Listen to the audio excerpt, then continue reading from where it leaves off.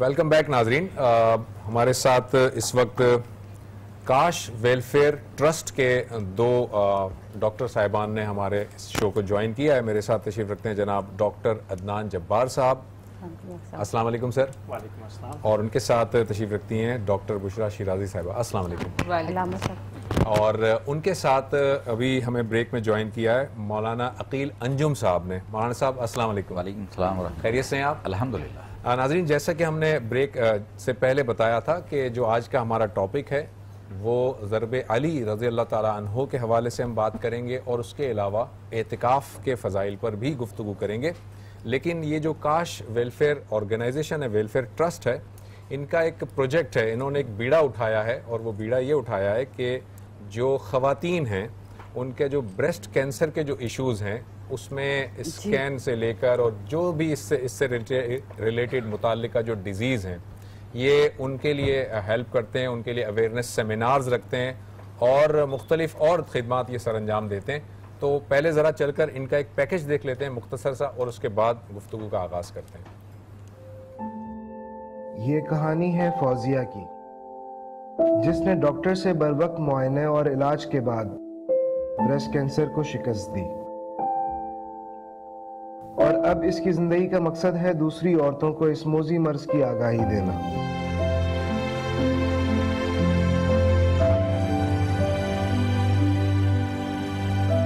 موضوع کی حساسیت کو مد نظر رکھتے ہوئے VR ٹیکنالوجی کا استعمال کیا تاکہ ہر عورت کو انفرادی طور پر بھرپور اطمینان کے ساتھ ابتدائی تشخیص کا طریقہ کار بتایا جا سکے, کیونکہ ابتدائی تشخیص سے ہی بریسٹ کینسر کی شکست ممکن ہے. میں تو بریسٹ کینسر سے جنگ جیت گئی, مگر شانو جی یہی وہ کاش ہے کہ کہیں آپ کے پاس نہ رہ جائے کہ اس کا کیا ہوگا. میں تو یہ جنگ جیت رہی ہوں, اسی لیے آج ہمارے ساتھ یہ کاش کی طرف سے ڈاکٹر بشرا اور ڈاکٹر عدنان ہمارے ساتھ موجود ہیں. ڈاکٹر صاحب, یہ جو ابھی ہم دیکھ رہے تھے اور وہ جو آنکھ پہ لگا کے, کیا ہم اپنا خود بھی چیک اپ کر سکتے ہیں؟ تو یہ کیا تھی چیز جو پہلے میں تو اسی کو دیکھتی رہ گئی, پھر اس کے بعد میں کہا ہاں جی ڈاکٹر صاحبہ. ویل بیسکلی یہ جو ایک ورچوئل ریالٹی کا ایک چھوٹا ویڈیو ہے تاکہ لوگ جب اس کو دیکھیں وہ یہ جانیں کہ وہ خود اپنا معائنہ کس طریقے سے کیا جا سکتا ہے, کیونکہ ہر شخص کے لیے یہ فیزیبل نہیں ہوتا کہ وہ مستقل ڈاکٹرز کے پاس جائے, اور خاص طور پہ جو دور دراز علاقوں میں ہیں جہاں فیسلٹیز ہی اویلیبل نہیں ہیں. کاش نے یہ ایک بہت اچھی ایک ویڈیو بنائی ہے جو فون سے یہ لگا لیتے ہیں اور ایک پریویسی کو مد نظر رکھتے ہوئے اس چیز کو عورتیں دیکھتی ہیں اور کہ اپنا معائنہ کس طرح کریں, کون سی علامتیں ہیں جو اپنے اندر جب دیکھیں تو ڈاکٹر کے پاس جائیں. اچھا, ویسے میں بھی یہ جاننا چاہوں گی کہ ڈاکٹر صاحبہ کہ اسی علامتوں میں اگر کیسے پتہ چلتا ہے کہ خواتین, کیونکہ ہمارے ہاں کیونکہ ماحول جس طرح کا, ہم اپنی بچیوں کو یا ہم اگر دیکھیں ہمارے گھروں کا ماحول ہوتا ہے تو ذرا بچیوں کو رکھا اس طرح جاتا ہے کہ وہ کوئی بھی چیز بتاتے ہوئے شرماتی ہیں, وہ پھر اپنی بڑی عمر تک بھی آتے ہوئے شرماتی ہیں اس چیز کو لے کے. تو یہ ایک اب ایسی بیماری میرا خیال ہوتی جا رہی ہے کہ جس کے جو اب ایج کو نہیں دیکھ رہی کہ میں نے بڑے میں ہونا ہے یا میں نے چھوٹے میں ہونا ہے, کیونکہ میرے بہت سارے شوبز کے ایسے میری فرینڈز ہیں جو بڑی ینگ ایج میں لیکن اس سے سفر کر رہی ہیں اور اب ماشاءاللہ سے ان کا علاج بھی چل رہا ہے. ابھی اسما عباس صاحبہ ہمارے پاس اس دن یہاں آئی تھیں, ماشاءاللہ سے انہوں نے اس جنگ کو جیتا ہے اور وہ کہہ سکتی ہیں کہ میرے پاس اب کاش کا لفظ نہیں ہے. تو یہ اویئرنیس جی جناب, میں اس لیے ان کا نام لے کیونکہ وہ خود اپنے منہ سے کہتی ہیں کہ میرے نام لے کے بتاؤ تاکہ لوگوں کو پتہ چلے کہ یہ بیماری کتنی تکلیف دہ ہوتی ہے, آپ کے لیے ہی نہیں صرف, اور آپ کے گھر والوں کے لیے کتنی تکلیف دہ ہوتی ہے. تو اس کے فوری طور پہ اگر ہمیں پتہ کرنا ہو تو یہ کس طرح وہ ہوتا ہے؟ کہ سب سے ضروری بات تو آپ کہہ چکی ہیں کہ ہمارے معاشرے میں جو ہماری تربیت ہوتی ہے یہاں پہ مرد عورت بالکل الگ, کوئی آپس میں گفت و شنید ہوتی نہیں ہے. اینڈ یہ سب سے بری چیز ہے کہ کم از کم انسان اپنے گھر کے ماحول میں اگر کچھ علامتیں محسوس ہوں تو پلیز اس کو شیئر کریں، کیونکہ یہ ایک ایسا مرض ہے جو اگر پہلے دوسرے درجے میں پکڑ میں آ جاتا ہے، پکڑ میں آئے تو پھر اس کی بہت اچھی علاج بھی ہے اور انسان کی زندگی تقریباً نارمل گزر سکتی ہے. دوسری بات جو میں کہنا چاہوں گی، جو سب سے ضروری چیز ہے، اس مرض میں درد نہیں ہوتا. اچھا. جو گٹھان ایک آتی ہے اس میں درد سرے سے نہیں ہوتا، تو ایک چیز تکلیف نہیں دیتی ہے تو وہ ہم اس کو اگنور کر دیتے ہیں کہ گٹھلی سی ہے، کیا آ جائے گا اس کا. ایگزیکٹلی. تو ایک تو یہ بات ہے، ہم یہ کہتے ہیں کہ اگر کوئی ایسی گٹھان ہو جو ہفتہ 10 دن 15 دن سے زیادہ مستقل رہ رہی ہے، صحیح، اس میں کوئی بڑا چھوٹا پن نہیں آ رہا، ایک مستقل چیز رہ رہی ہے، تو پھر اس صورت میں پلیز کسی ڈاکٹر کو دکھائیں تاکہ وہ دیکھ سکیں کہ کس قسم کی گٹھان ہے.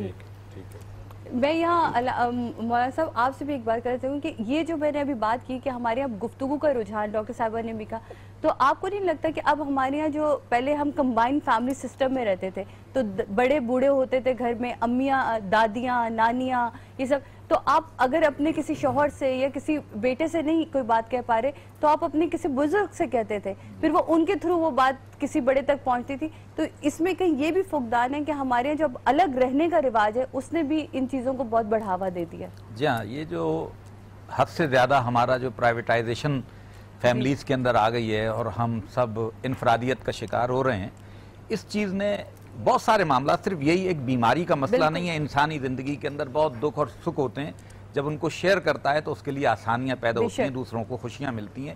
یہاں میں یہ بات عرض کرنا چاہوں گا کہ جو شریعت جو سکھاتی ہے نا، آپ کو معلوم ہے کہ بچیاں ایک مخصوص عمر میں جب پہنچتی ہیں اور ان کے اندر ایک تبدیلی آنا شروع ہوتی ہے، تو یہ ماؤں کی ذمہ داری ہے کہ ان کو ان مسائل سے انٹروڈیوس کرائیں، متعارف کرائیں، اور طہارت کے معاملات، ان معاملات، اور اسی طریقے سے بچیوں کو بھی چاہیے کہ جب وہ اپنے اندر کوئی چینج محسوس کریں تو سب سے پہلے ان کی ماں یا بڑی بہن کا حق بنتا ہے کہ وہ ان کو اس بات سے انفارم کریں تاکہ اس کسی بھی چیز کا سد باب کیا جا سکے. صحیح. یہاں رہیں گے جناب ایک چھوٹے سا بریک کے بعد واپس آئیں گے اور ڈاکٹر عدنان سے جانیں گے کہ اس کاش کو لے کے آگے چلنے کے لیے اور جب خواتین تک پہنچنے کے لیے، کیونکہ بہت سارے دیہاتوں میں، بہت سارے ہمارے گاؤں ایسے جہاں جب آپ پہنچتے تو بہت سارے لوگ اس بات کو بڑا مایوب سمجھتے ہیں کہ ہم اس پہ کیسے بات کر سکتے ہیں، تو نہیں کہاں کہاں ڈیفیکلٹیز کا سامنا کرنا پڑا اور اب لوگوں کا ریئیکشن کیسا ہے، کیا خواتین اور لوگوں میں اتنی اویئرنیس پیدا ہوئی ہے کہ وہ خود بڑھ کے قدم بڑھا کے آگے آتے ہیں اور آپ کی اپنی بیماری کے بارے میں بتائیں یا اپنا علاج کرائیں. لیتے ہیں بریک کے بعد واپس آتے ہیں اور اپنی گفتگو کو جاری رکھیں گے.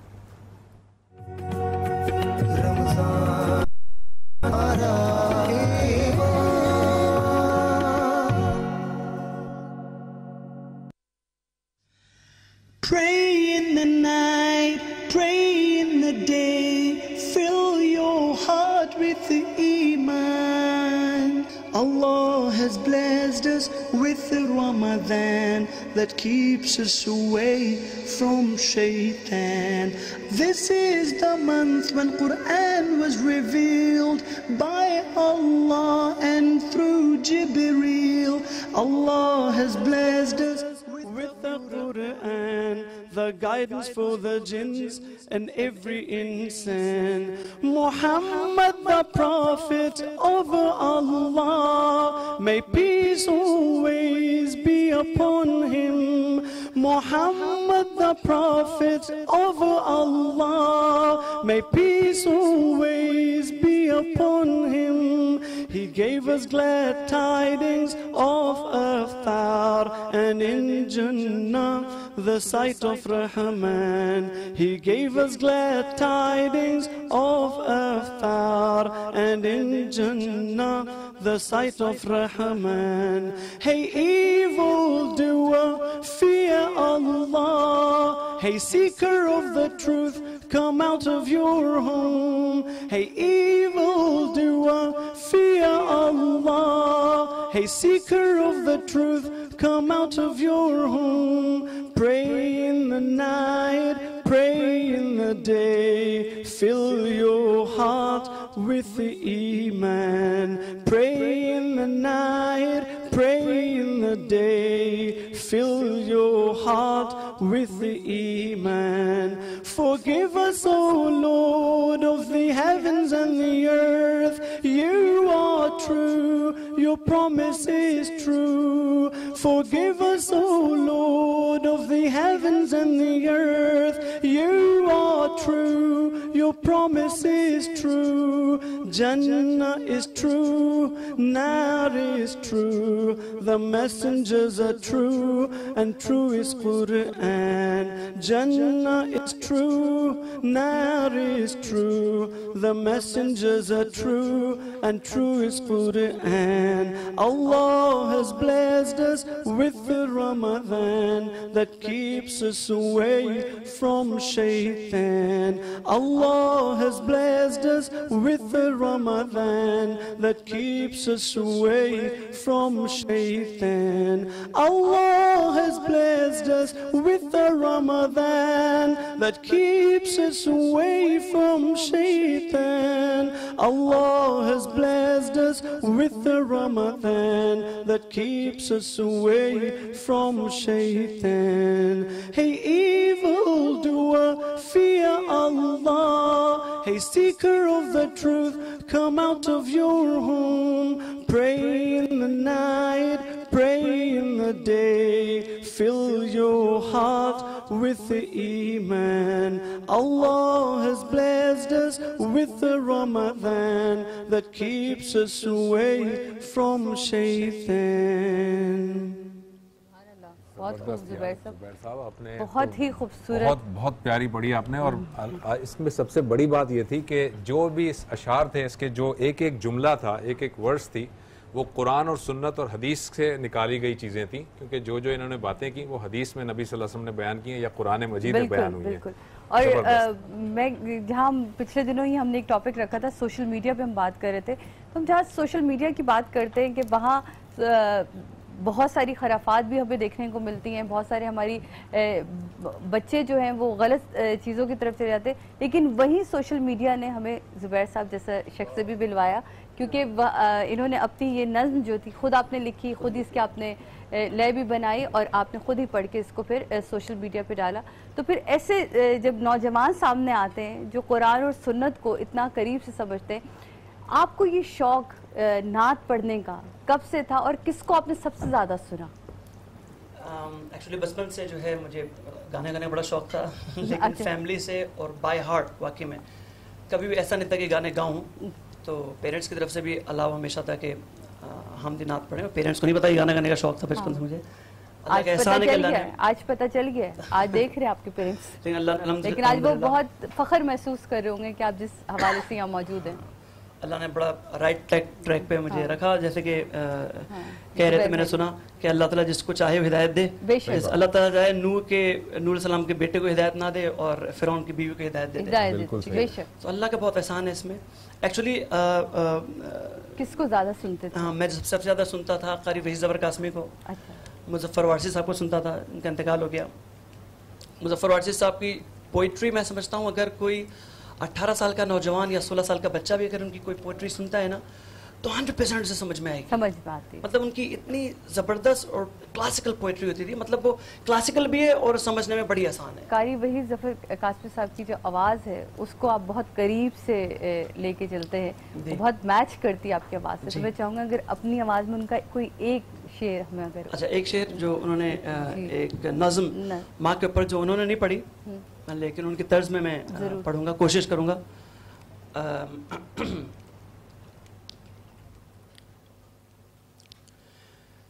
जब तू पैदा हुआ कितना मजबूर था,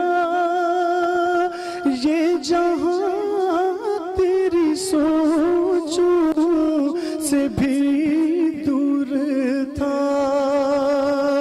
जब तू पैदा हुआ कितना मजबूर था, ये जहां तेरी सोचों से भी दूर था।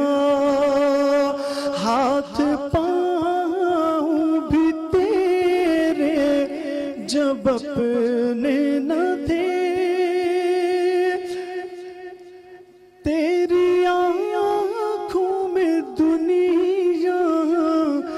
سپنے نہ تھے، تجھ کو چلنا سکھایا تھا ماں نے تیری، تجھ کو دل میں بسایا تھا ماں نے تیری، ماں کے سائے میں پروان چڑھنے لگا،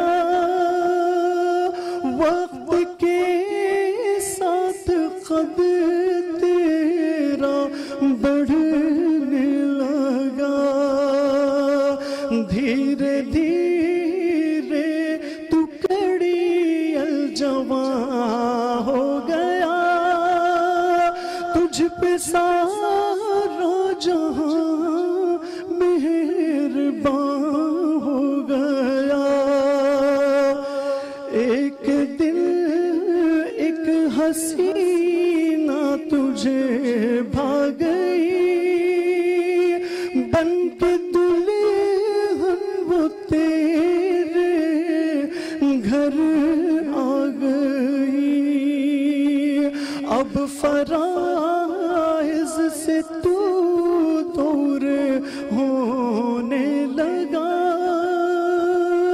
بیج نفرت کا خود ہی بونے لگا، یاد کر تجھ سے ماں نے کہا ایک دن، اب ہمارا گزارا نہیں تیرے بن، سن کے یہ بات تیش میں تو آ گیا، تیرا غصہ تیری ہی عقل کھا گیا۔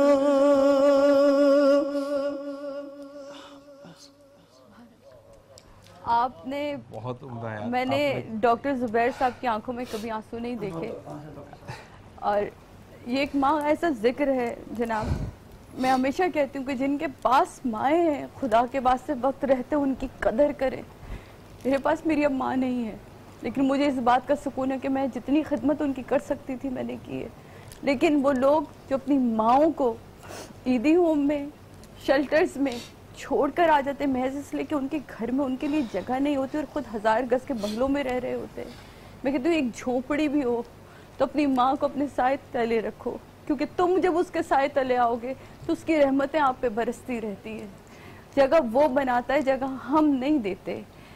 مجھے نہیں سمجھ آتا کہ ہمارے دلوں پہ یہ جو پردے پڑے ہیں، ہم اپنی ماں، اپنے باپ جن سے ہم جنے ہیں، جنہوں نے ہمیں سینچا ہے اپنے خون سے، ہم انہیں بھول جاتے ہیں جب ان کے سہارا بننے کا وقت آتا ہے، جب ہمیں وقت آتا ہے کہ ان کی انگلی پکڑ کے ہم انہیں آگے لے کے چلیں، تب ہم بھول جاتے ہیں کہ بچپن میں وہ کبھی ہمیں اپنی انگلی پکڑ کے لے کے ہمیں چلنا سکھایا تھا۔ لیتے ایک چھوٹا سا بریک کے بعد واپس آتے ہیں اور اپنی گفتگو کو جاری رکھیں گے جناب۔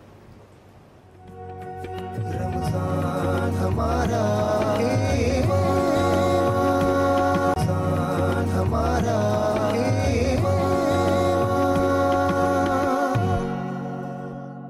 الرحمن الرحیم، ویلکم بیک ناظرین۔ رمضان ہمارا ایمان کی اسپیشل ٹرانسمیشن میں ایک دفعہ پھر آپ کو خوش آمدید کہتے ہیں۔ آتے ہیں دوبارہ اپنے ٹاپک کی طرف، اور زبیر صاحب اللہ انہیں سلامت رکھے، وہ اتنی خوبصورت نظم ماں کے حوالے سے پڑھ کے گئے۔ یہاں بھی ہم ماؤں کا ہی ذکر کریں، کیونکہ جب ایک بچی، ایک لڑکی، جب عورت اور پھر وہ ایک شادی کے بعد ایک ماں کی شکل اختیار کرتی ہے تو اس کی تکلیف کا ہی ہم ذکر کریں۔ تو ڈاکٹر صاحب میں نے جاتے ہوئے سوال چھوڑا تھا کہ کہاں کہاں آپ لوگوں کو پرابلمز آئیں لوگوں کو سمجھانے میں؟ دیکھیں، جیسے ڈاکٹر شرازی نے بات کہی تھی، سب سے بڑی پرابلم تو یہ ہے کہ یہ ٹاپک اتنا حساس ہے کہ ہم لوگ اس کے بارے میں بات نہیں کرتے۔ اگر ہم اس کے بارے میں آگاہی بھی پہنچانا چاہتے ہیں تو ہم کھلے الفاظ میں یہ بات کر نہیں سکتے۔ ہم آن ایئر جھجکتے ہیں اس کے بارے میں بات کرنا، ہم اپنی بہنوں سے، ہم جب کمیونٹی میں جاتے ہیں تو اس کے بارے میں نہیں بات کر سکتے۔ ابھی بھی بہت لمیٹیشن ہے کہ ایک مرد عورت سے نہیں بات کر سکتا، اسی لیے کاش نے وی آر کا استعمال کیا ہے۔ وی آر جو آپ نے شروع میں دیکھے تھے، کہ آپ ایک reality. پرائیویسی ورچوئل ریالٹی میں سیکھ سکیں کہ کس طرح سے آپ اپنا ایگزامینیشن خود کر سکتے ہیں. اس کے علاوہ ابھی بھی ہمارے معاشرے میں اس بیماری کے بارے میں بہت سے متس ہیں, بہت سی ایسی باتیں ہیں جن کا در حقیقت کوئی ایسی تعلق نہیں ہوتا, لیکن وہ پھر اس کی وجہ سے اپنے علاج کو دیر کرتے ہیں. سب سے بڑی بات اس میں وہی ہے کہ مجھے تو کینسر ہو ہی نہیں سکتا, تو وہ اگر کوئی چیز محسوس بھی کر رہے ہوتے ہیں, کوئی چیز اگر ہو بھی رہی ہوتی ہے تو وہ ڈاکٹر کو نہیں دکھاتے. پھر اگر جھجکنا, آپس میں ایک دوسرے کو نہیں بتانا. ہمارے معاشرے میں ایک یہ بھی میتھ ہے کہ اگر آپ بایوپسی کرائیں گے تو یہ مرض اور پھیل جائے گا. ایسا بالکل نہیں ہوتا. مرض کچھ نہ کرنے کی وجہ سے پھیلتا ہے. لوگ کہتے ہیں ہوا لگ جائے گی تو اور پھیل جائے گا. ایک بات میں یہ کہنا ضرور چاہوں گا کہ اگر کینسر اپنے شروع سٹیج میں اگر اس کی ڈائگنوس ہو جائے تو 90% لوگ بالکل ٹھیک ہو جاتے ہیں. اور اگر یہی چیز ہم اپنا سٹیج بڑھا کے آئیں چوتھے سٹیج میں تو صرف 10% لوگ ٹھیک ہو سکتے ہیں. اچھا ڈاکٹر صاحب, یہ جو آپ نے ابھی جو بریک میں آپ بتا رہے تھے کہ یہ جو ہے نا بڑھتا جا رہا ہے پرابلم, بالکل, تو جو اس کی ریزن سمجھ میں آ رہی ہیں بڑھتا جا رہا ہے پرابلم, یا تو اویئرنیس میں لیک آف اویئرنیس ہو رہی ہے ہماری طرف سے, یا پھر کوئی ایسی چیزیں خواتین کی جانب سے بے احتیاطی ہو رہی ہیں کہ جن کی وجہ سے بڑھ رہا ہے. جیسے ابھی مولانا صاحب نے بتایا تھا کہ جو خواتین فیڈ نہیں کرواتی اپنے بچوں کو, تو اسی طرح کی اور کچھ پرابلمز ہو سکتی ہیں. ایکچولی معاشرے میں کینسر اس وجہ سے بڑھ رہا ہے کہ ہماری ماحولیات, ہر چیز میں ملاوٹ ہو رہی ہے. ہم بہت سی ایسی چیزیں نہیں کرتے جو ہماری صحت کا خیال رکھیں. وزن بڑھنا, جو لوگ اپنے وزن سے زیادہ اوور ویٹ ہیں وہ بریسٹ کینسر کے لیے ایک رسک فیکٹر ہے. کچھ لوگوں میں خاندانی ریزنز ہوتے ہیں, لیکن وہ صرف 10% لوگوں میں ایسا ہوتا ہے کہ جن کے خاندان میں اگر ان کی خالہ, ان کی ممانی یا ان کے نانا نانی کو ہو تو یہ جو ہے ان لوگوں کو ذرا خاص خیال رکھنا چاہیے. تو یہ زیادہ تر ماحولیات کی وجہ سے ہے. ہم پریزرویٹو والی چیزیں زیادہ کھاتے ہیں, ہم وہ چیزیں زیادہ کھانا پسند کرتے ہیں جس میں محنت نہ کرنی پڑے, فریش چیزیں نہیں کھاتے. ہر چیز میں اب اس حد تک ملاوٹ ہو گئی ہے کہ کینسر بڑھتا جا رہا ہے. آپ کی یہ جو آرگنائزیشن ہے کاش, یہ بیسیکلی اب کیا کیا ٹریٹمنٹ کرتے ہیں آپ؟ اویئرنیس سیمینار آپ نے جیسے کہ بتایا, پھر ٹریٹمنٹ کے سلسلے میں آپ کیا کرتے ہیں, اور کیا فائنینشیل ہیلپ بھی کرتے ہیں آپ؟ یہ ساری چیزیں ذرا بتا دیں. سو کاش بیسکلی 4 ایسپیکٹس پہ کام کر رہا ہے. سب سے پہلے تو اویئرنیس کہ یہ بیماری ہے اور اس کو کس طرح سے آپ اپنے آپ کو بچا سکتے ہیں. اس کا دوسرا ایسپیکٹ ہوگا کہ ہم اپنے آپ کو کس طرح سے اس کا جلدی معلومات حاصل کر سکیں, یعنی اسکریننگ بریسٹ کینسر کے حوالے سے اویلیبل ہے, بہت چیپ ہے, ہر شخص ایکسیسیبل ہے, کروا سکتا ہے, جس سے بریسٹ کینسر بہت جلدی پتہ چل جاتا ہے. ہر وہ خاتون جو 40 برس کی عمر پہ پہنچ گئی ہیں ان کو سالانہ اپنا بریسٹ میموگرام کروانا چاہیے. جو تیسرا ایسپیکٹ کاش کا جس پہ ہم کام کریں گے وہ ٹریٹمنٹ کے حوالے سے ہے. ہم ان لوگوں کو وہ اویئرنیس دیں کہ کس ڈاکٹر کے پاس جانا چاہیے, کس ایسے انسٹیٹیوٹ میں آپ جائیں جہاں آپ کا علاج جو ہے فائنینشلی اور دوسرے ایسپیکٹ میں بہتر ہو سکے. اور جو چوتھا سب سے موسٹ امپورٹنٹ ایسپیکٹ ہے وہ ریسرچ کا, کہ ہماری خواتین میں کینسر کیوں ہو رہا ہے زیادہ, ہماری کیا وہ چیزیں ہیں, کیا وہ لمیٹیشنز ہیں جو ہم وہ ٹریٹمنٹ جو باہر ملکوں میں ہو سکتی ہیں ہمارے پاس نہیں ہو سکتی. ابھی میں پچھلے ہی ہفتے ایسکو سے آیا ہوں, جو سالانہ امریکن کینسر کی کانفرنس ہوتی ہے, لیکن وہاں وہ ٹریٹمنٹس آ رہی ہیں جو ہمارے لوگ تو اس کو افورڈ بھی نہیں کر سکتے. ایک دوا مہینے کی 9 لاکھ روپے کی ہے. تو ریسرچ بہت ضروری ہے کہ ہم وہ کیا چیز کر سکتے ہیں جس سے ہم لوگوں کو فائدہ ہو. تو کاش نے ہر aspect from the diagnosis, awareness all the way to the treatment کا بیڑا اٹھایا ہے. انشاءاللہ ود ٹائم ہم اس کو آگے لے کے چلیں گے. اچھا, یہ ڈاکٹر صاحب آپ بھی ذرا بتائیے گا کہ آپ کے جو سینٹرز ہیں یہ پورے سٹی میں ہیں یا پورے کنٹری میں پھیلے ہوئے ہیں, اور اگر سینٹرز ہیں جیسے اگزامپل سٹی کی بات کر رہے ہیں تو کہاں پر ہیں؟ اگر خواتین ہمیں سن رہی ہیں اور اگر کوئی ایسی خواتین ہیں خدا نخواستہ تو وہ کیسے آپ سے رابطہ کریں؟ دیکھیں, ایک تو کاش کی ملٹیپل سٹیز میں الگ ویسے نہیں ہیں, مگر یہ لوگ اپنی ٹیم لے کے پھر نکلتے ہیں. اچھا, آپ کی موبائل ٹیمز ہیں؟ موبائل ٹیمز ہیں جو جاتی ہیں مختلف گاؤں میں یا دیہاتوں میں یا ایون شہروں میں جا کے وہاں سیمینار کرتے ہیں یا کیمپس لگاتے ہیں جس میں عورتیں آتی ہیں, ان کو سکھایا جاتا ہے. پھر یہ جو لیڈی ہیلتھ ورکرز ہیں ان کے ٹریننگ میں انہوں نے کافی کام کیا ہے تاکہ وہ لیڈی ہیلتھ ورکرز جہاں جہاں جاتی ہیں پھر وہ تو آپ موو کرتے ہیں. لیکن آپ کا اس سینٹر اس سٹی میں کوئی سینٹرز ہیں آپ کے؟ اس وقت کاش کا کوئی ایسا سینٹر نہیں ہے. آن لائن آپ ہم کو دیکھ سکتے ہیں آگے چل کے, کیونکہ ابھی ہم اپنی انفینسی میں ہیں, ابھی کاش شروع ہی ہوا ہے. تو ہمارا گول یہ ہے کہ ہم ایسے ہیلتھ کیئر ورکرز جن علاقوں میں ہم جا رہے ہیں انہی کے لوگوں کو یہ سب چیزیں سکھائیں. جیسے سول ہاسپٹل ٹھٹا کے علاقے میں ہم وہاں گئے, ہم نے وہاں کے لیڈی ہیلتھ ورکرز کو سکھایا اور وہاں جا کے ایک سیمینار کیا. تو بیسکلی وی آر امپاورنگ انہی لوگوں کو کہ اپنے ہی لوگوں کا. آپ کا جو اسٹیٹسٹکس ہے وہ کیا کہتا ہے کہ گاؤں دیہاتوں میں زیادہ یہ پرابلم ہے یا سٹیز میں ہے؟ آئی تھنک یہ سٹیز میں زیادہ ہوگی. جیسے آپ جاتے ہیں وہ ڈائلیوٹ ہو جاتا ہے. صرف فرق یہ ہے کہ ہمارے گاؤں دیہاتوں میں اسٹیج زیادہ بڑی بھی آتی ہے کیونکہ وہ لوگ علاج کے لیے جلدی نہیں آتے. تو اس وقت جو لوگ ہمارے سن رہے ہیں وہ ہماری ویب سائٹ سوشل میڈیا پہ جا کے بہت ساری چیزیں ایسی ہیں, لیکن جو رورل علاقے ہیں اس کے لیے ابھی یہ لمیٹیشن ہے. انشاءاللہ آگے چل کے. تھینک یو ویری مچ جناب. یہاں لینا ہے ہم ایک چھوٹا سا بریک, لیکن میں آپ کو یہ بتاتی چلوں کہ ہمارے ساتھ اس بریک کے بعد ڈاکٹر صاحب نہیں ہوں گے. تو thank you so much doctor صاحب, اور انشاءاللہ یہ کاش ایک امید لے کے لوگوں تک پہنچے, اس کے ہمیں انتظار رہے گا. اور ہمیں جوائن کیا تھا رباب نے, تو جب ہم واپس آئیں گے بریک کے بعد تو پھر انشاءاللہ رباب صاحب اور علامہ صاحب تو یہاں ہیں ہی, تو پھر اپنی گفتگو کو آگے لے کے چلیں گے. جناب لیتے ہیں بریک کے بعد ملتے ہیں آپ سے. رمضان ہمارا